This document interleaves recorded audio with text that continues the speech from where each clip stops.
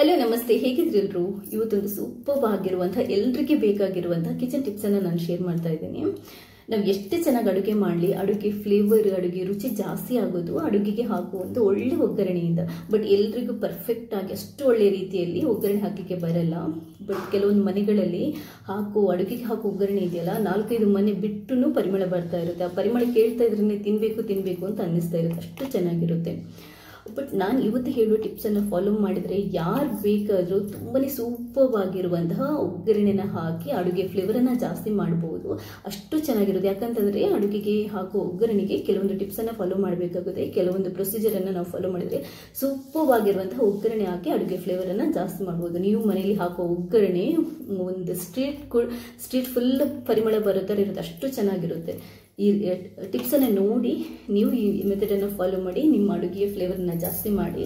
ಹಾಗೆಯೇ ಇಲ್ಲಿ ತನಕ ನೀವು ಯಾರಾದರೂ ನನ್ನ ಚಾನಲ್ಗೆ ಸಬ್ಸ್ಕ್ರೈಬ್ ಆಗಿಲ್ಲದಿದ್ದರೆ ಸಬ್ಸ್ಕ್ರೈಬ್ ಆಗಿ, ನನ್ನ ವೀಡಿಯೋಸ್ನ ನೋಡಿ ಲೈಕ್ ಮಾಡಿ, ಶೇರ್ ಮಾಡಿ, ನನ್ನ ಈ ಪ್ರಯತ್ನ ಸಪೋರ್ಟ್ ಮಾಡಿ. ಥ್ಯಾಂಕ್ಸ್ ಎಲ್ರಿಗೂ.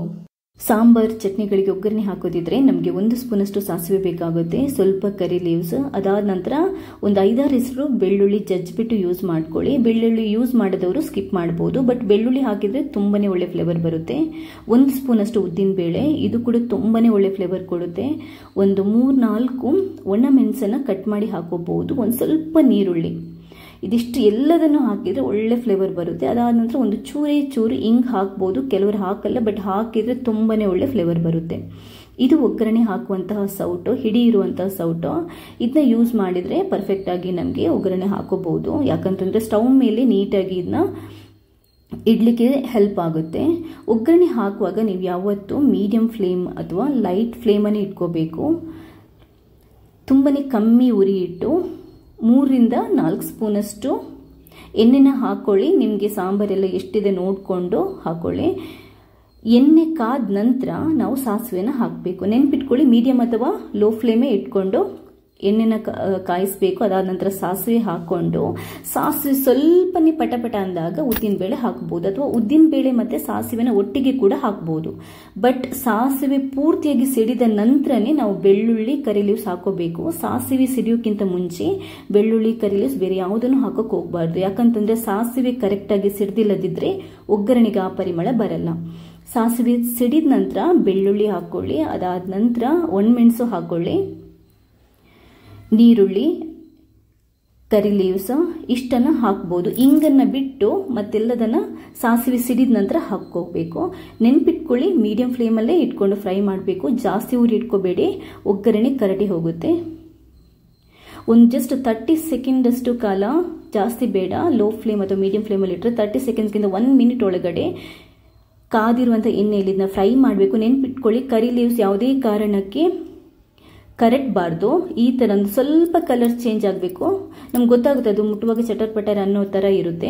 ಆ ಥರ ಆದಾಗ ಲಾಸ್ಟಿಗೆ ಸ್ವಲ್ಪನೇ ನಾವು ತೆಗೆದಿಟ್ಟಿರುವಂಥ ಇಂಗನ್ನು ಹಾಕಿ 1-2 ರೌಂಡ್ ನಾವು ತಿರುಗಿಸಿದ್ರೆ ಸಾಕು. ಅದಾದ ನಂತರ ಫ್ಲೇಮನ್ನು ಬಂದ್ ಮಾಡಬೇಕು.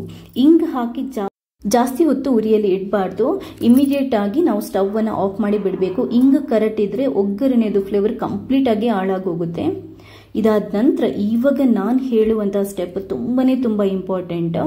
ಇದನ್ನ ಗಮನವಿಟ್ಟು ನೀವು ನೋಡ್ಕೊಳ್ಳಿ. ಒಂದ್ಸರಿ ನಾವು ಸ್ಟವ್ ಆಫ್ ಮಾಡಿದ ನಂತರ ಒಗ್ಗರಣೆ ಸೌಟನ್ನು ತೆಗೆದುಬಿಟ್ಟು ಇಮ್ಮಿಡಿಯೇಟ್ ಆಗಿ ಸಾಂಬಾರ್ ಪಾತ್ರೆ ಇರುತ್ತೆ ಅಥವಾ ಚಟ್ನಿ ಪಾತ್ರೆಗೆ ಮುಳುಗಿಸ್ಬಿಟ್ಟು ಜಸ್ಟ್ 1 ರೌಂಡ್ ತಿರುಗಿಸ್ಬಿಟ್ಟು ಪಟ್ಟ ಅಂತ ಲಿಡ್ಡನ್ನು ಕ್ಲೋಸ್ ಮಾಡಿ ಇಡಬೇಕು. ಕಂಪ್ಲೀಟ್ ಆಗಿ ಬಂದ್ ಮಾಡಿಟ್ಟು ನೀವು 5-10 ನಿಮಿಷ ಇದರ ಮುಚ್ಚಳನ ಓಪನೇ ಮಾಡಬಾರ್ದು. ಇದೇ ಮೇನ್ ಆಗಿರೋದು. ಯಾಕಂತಂದ್ರೆ ನೀವೆಲ್ಲಾದ್ರೂ ಒಗ್ಗರಣೆ ಹಾಕ್ಬಿಟ್ಟು ಆ ಪಾತ್ರೆನ ಮುಚ್ಚದೆ ಅಥವಾ ಓಪನ್ ಮಾಡಿ ಇಟ್ಟರೆ ಆ ಒಗ್ಗರಣೆ ಫ್ಲೇವರ್ ಅಂತೂ ನಿಮಗೆ ಆ ಸಾಂಬಾರಲ್ಲಿ ಅಥವಾ ಚಟ್ನಿಯಲ್ಲಿ ಇರೋದೇ ಇಲ್ಲ. ಒಗ್ಗರಣೆ ಪರಿಮಳ ಬರಬೇಕು ಅಂತಂದ್ರೆ, ಅಡುಗೆಗೆ ಒಳ್ಳೆ ಫ್ಲೇವರ್ ಬರಬೇಕು ಅಂತಂದ್ರೆ ಇದು ತುಂಬಾನೇ ಇಂಪಾರ್ಟೆಂಟ್ ಸ್ಟೆಪ್.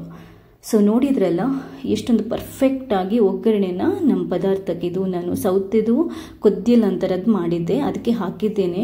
ಈ ಸೌತೆ ಕೊದ್ದಿಲ್ ಕೂಡ ರೆಸಿಪಿ ನಾನು ನೆಕ್ಸ್ಟ್ ಹಾಕ್ತಾ ಇದ್ದೀನಿ. ಒಂದು ಒಳ್ಳೆ ಸೌತೆ ಕೊದ್ದಿಲ್ ಮಾಡುವಂಥ ರೆಸಿಪಿ ನನಗೆ ಗೊತ್ತು. ಇದಕ್ಕೆ ಈ ಥರ ಯೂಶ್ವಲ್ ಆಗಿ ನಾನು ಒಗ್ಗರಣೆ ಹಾಕ್ತಾ ಇರ್ತೀನಿ. ಇದರ ಫ್ಲೇವರ್ ಅಂತೂ 2-3 ಮನೆಗೆ ಆ ಕಡೆನೂ ಬರ್ತಾ ಇರುತ್ತೆ. ಪಕ್ಕದ ಮನೆಯವರು ಕೇಳ್ತಾ ಇರ್ತಾರೆ, ಅಷ್ಟು ಚೆನ್ನಾಗಿ ಪರಿಮಳ ಇರುತ್ತೆ ಅದರದ್ದು. ಸೊ ನನ್ನ ಇವತ್ತಿನ ವಿಡಿಯೋ ಇಷ್ಟ ಆಗಿದ್ದಲ್ಲಿ ಲೈಕ್ ಮಾಡಿ, ಶೇರ್ ಮಾಡಿ. ಅದೇ ಥರ ಇಲ್ಲಿ ತನಕ ನೀವು ಯಾರಾದರೂ ನನ್ನ ಚಾನಲ್ಗೆ ಸಬ್ಸ್ಕ್ರೈಬ್ ಮಾಡಿಲ್ಲದಿದ್ದಲ್ಲಿ ಸಬ್ಸ್ಕ್ರೈಬ್ ಆಗಿ ನನ್ನ ವಿಡಿಯೋಗಳನ್ನು ನೋಡಿ, ಲೈಕ್ ಮಾಡಿ, ಶೇರ್ ಮಾಡಿ. ನನ್ನ ಈ ಪ್ರಯತ್ನನ ಸಪೋರ್ಟ್ ಮಾಡ್ತಾನೆ ಇರಿ. ಥ್ಯಾಂಕ್ಸ್ ಎಲ್ರಿಗೂ.